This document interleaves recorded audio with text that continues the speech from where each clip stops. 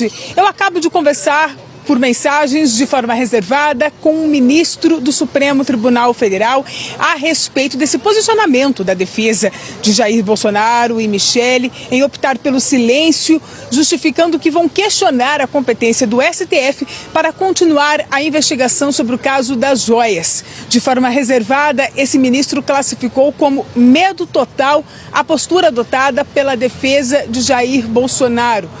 O que esse ministro me disse com reserva é que não cabe à PGR definir. A PGR pode fazer, como fez de fato, um direcionamento, dar uma leitura, mas a palavra final é do Supremo Tribunal Federal e que, portanto, no entendimento desse ministro, as investigações devem continuar ocorrendo normalmente. Destacando, portanto, a apuração que trago é uma declaração de forma reservada de um ministro do Supremo Tribunal Federal, classificando como medo total a opção da defesa de Jair Bolsonaro em ficar em silêncio nessa estratégia da Polícia Federal de colher depoimentos simultâneos nesta quinta-feira. A própria primeira instância, para onde o Bolsonaro quer mandar as joias, diz não é aqui esse caso. Esse caso é realmente do Supremo Tribunal Federal. E eu quero mostrar o trecho da decisão que é muito claro e que fala sobre Brasília, avião presidencial e que Brasília foi o ponto de partida para o desvio das joias.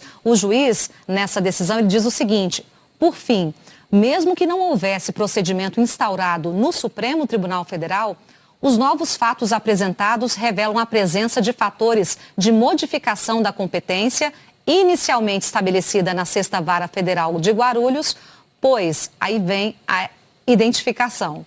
Os supostos desvios dos presentes recebidos no exterior, inclusive do conjunto de joias internalizado em outubro de 2021, teriam sido consumados na cidade de Brasília, mesmo local de onde foram transportados em voo presidencial com destino aos Estados Unidos. O que a Justiça está falando aqui? Olha, mesmo que o caso não tivesse com Alexandre de Moraes, teria que ir para o Supremo, porque os voos, que são ponto de partida dessa ilegalidade toda do caso das joias, eles partiram daqui de Brasília em avião presidencial rumo aos Estados Unidos. Então, corrobora bastante com o que o Valdo estava falando e a gente estava conversando aqui, é ganhar tempo, é tentar a primeira instância, sabendo que a primeira instância já disse, não é aqui, o foro já foi discutido e é no Supremo Tribunal Federal e principalmente nesse placar 6-2, em que os dois ganham e não os 6, conseguir uma justificativa jurídica para o silêncio de Bolsonaro, Michele e mais 4 aliados. Porque somente a questão de não falar fica muito ruim para a parte, porque o momento do depoimento, gente, é o momento em que a defesa pode ser feita. E quando você não dá esse momento, quando você não se defende, você perde no processo, você perde na parte investigativa. E essa é uma escolha sua, tá tudo bem, uma prerrogativa, mas é uma perda. E nesse caso, eles tentam enquadrar essa perda tecnicamente, dizendo, eu até queria falar, é quase isso, eu até queria falar, mas aqui não é o foro adequado. E, só reforçando, esse foro já foi discutido, isso que a defesa colocou no papel hoje já é caso encerrado.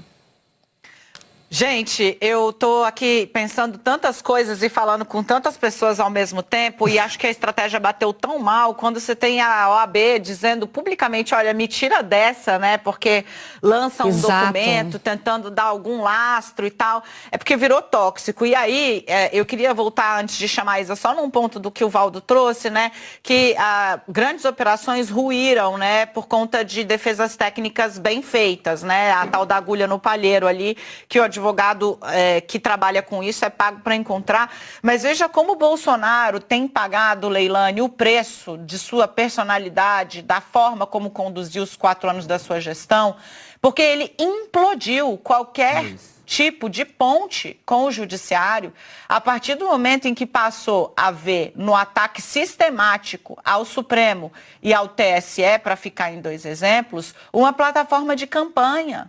Não há como ele construir, não há ambiente mais, entendeu? O ex-presidente se tornou uma pessoa tóxica, inclusive no aparelho judiciário. Para se ter uma ideia, a Camila trouxe aí a data da manifestação da Lindor, é dia 7, é isso, Camila? Isso, dia 7. 7 de Menos agosto de 15, agora. de 20 dias depois ela cai. Ela sai, gente. Pois é. Da posição de braço direito, ela é afastada. Ah, não, motivos de saúde. Não tinha mais ambiente. A Lindora Araújo, durante o governo Bolsonaro, em atitudes questionáveis ali, chegou a questionar a eficácia das máscaras. Tá? Das máscaras. É desse personagem que se trata. Vamos descobrir se ele, o falastrão, porque ele chegou lá falando, ele chegou lá botando banca, ele chegou lá pedindo ao vivo. E na hora da PF, Frederico Assef foi ou rachou? Isa? Oi, Dani. Bom dia para você novamente. Olha, o Assef continua aqui na Polícia Federal. A gente já tem informação que boa parte das pessoas que foram intimadas já saiu da sede da Polícia Federal em Brasília. Frederico Assef é o único dos 8 que está sendo ouvido fora de Brasília, está sendo ouvido aqui em São Paulo. Chegou por volta das 11 horas da manhã, agora eu estou vendo aqui no meu celular quase 12:30 e continua aqui dentro. E tem uma informação interessante que o Bruno Tavares, nosso colega da TV Globo, apurou. Ontem, enquanto o Frederico Assef estava com seus advogados se preparando para o dia de hoje, um dia muito importante, há uma informação de que ele teria recebido uma ligação e que foi informado que a estratégia de defesa de Jair Bolsonaro e de Michele Bolsonaro seria a de ficar em silêncio, porque não teriam tido acesso aos autos, ainda não tinha essa informação sobre o questionamento da competência de foro que depois foi alegada pelos advogados. Mas que mesmo assim, mesmo diante dessa informação de que parte dos intimados optaria em ficar em silêncio, Frederico Assef falaria aos delegados da Polícia Federal. Mas falaria o quê? A gente aqui no Conexão já deu um resumo da fala de Frederico Assef na chegada à Polícia Federal. Com um tom bem elevado, bem alterado, negou que tenha mudado de versão em qualquer instante. Só para a gente fazer também uma retrospectiva. No dia da operação, a Andréa Sadi publicou no blog dela uma conversa que teve com o Frederico Assef em que ele negava, falava, olha, eu não tratei de nada, de joia, desconheço qualquer relógio, mas aí a gente teve acesso depois em uma parte da investigação em que consta um recibo assinado por Frederico Assef em que ele compra o Rolex nos Estados Unidos. E aí 2 dias depois ele dá uma entrevista coletiva aos jornalistas confirmando que sim, comprou o relógio, mas que foi por uma atitude dele, uma decisão própria dele. Isso na coletiva à imprensa no dia 15 de agosto, se não me engano. Aqui na Polícia Federal, quando a gente questionou por que ele teria pego um avião, ido até os Estados Unidos, mandado mensagem para Mauro Cid avisando, olha, pousei, já estou aqui nos Estados Unidos, porque ele teria feito tudo isso, aí ele se esquivou. Falou que não responderia porque o inquérito está em sigilo. Assef. A gente teve informação apurada pelo César Tralli de que ele tem 32 armas, sendo 12 fuzis. E durante o cumprimento de buscas na casa dele, a Polícia Federal não localizou nenhuma arma, endereços que foram citados por ele no registro, tanto da PF quanto do Exército. A gente vai mostrar agora, então, um trecho da fala de Frederico Assef na chegada aqui na Polícia Federal mais cedo. Vamos ver. Eu estou absolutamente tranquilo, jamais cometi qualquer irregularidade ou ilícito e tenho sido vítima de fake news, infelizmente, por parte de alguns jornalistas que não têm o máximo respeito à imprensa brasileira e a cada um dos senhores. Eu, Frederico Assef, jamais mudei de versão, jamais voltei atrás. Gente... Bom, eu não vou comentar. Vou ser rapidinho aqui, porque tem muita gente para falar, muita gente para entrar, muita notícia para cobrir.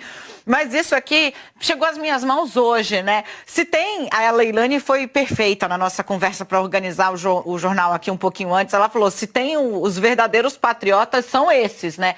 Os fiscais que conseguiram travar a chegada dessas joias aqui em São Paulo, o conjunto de joias, e que, bom, são, na verdade, os responsáveis pela grandíssima crise que mais se aproxima de Bolsonaro, a que traz indícios de dinheiro na conta dele, de venda ilegal de patrimônio público, tudo isso foi por conta desses fiscais. Eu consegui acessar os depoimentos deles dois e tem, assim, uns bastidores saborosos para vocês, porque eles recontaram à Polícia Federal exatamente o que tinha tinha acontecido e como isso se chegou à descoberta dessas joias. Primeiro, né, o ajudante de ordens do ex-ministro Bento Albuquerque, que é quem leva essas joias da Arábia Saudita aqui para São Paulo, ele foi selecionado ao acaso, meio que ao acaso. Só que ele estava carregado de presente. O ex-ministro, no depoimento dele, falou, olha, todo dia lá nesse negócio da Arábia Saudita, nesse evento, era uma apresentaiada, tinha tâmara, tinha óleo, tinha azeite, tinha azeitona, a gente não tinha mais onde enfiar essas coisas. Até que no último dia batem na porta e aparecem com duas caixas fechadas. E aí o fiscal que encontrou uma dessas caixas, que era das joias, não se sabia ainda, ele afirma que sim, que as caixas estavam...